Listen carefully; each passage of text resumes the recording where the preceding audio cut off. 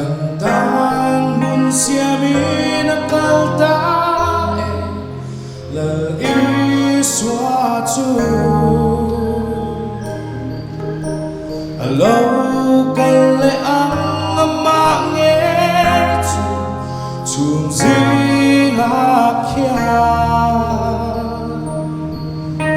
Anena min shwaya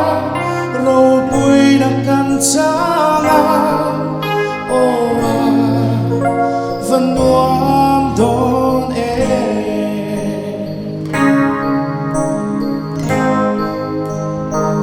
Turam ngoya tua Anga hote Rim zayen vore Am onei zone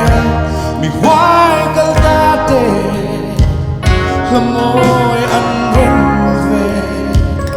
Hen về hun ô cả mát nữa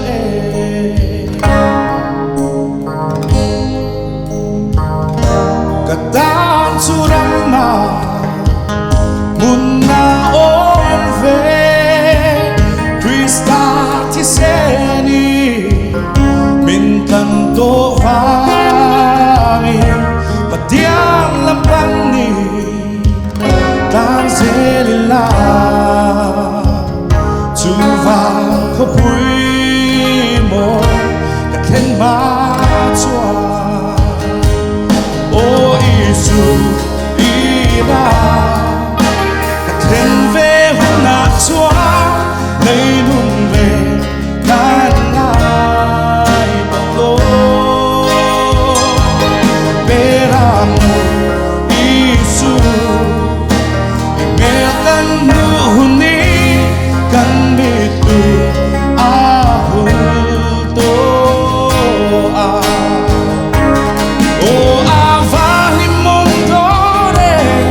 Turamoy katlen hun chua Mangay tenen kan len toa Lay nung ven kan ngay tolo Nung kham ren kan nay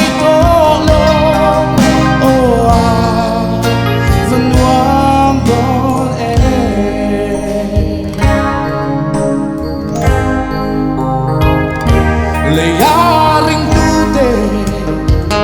Doma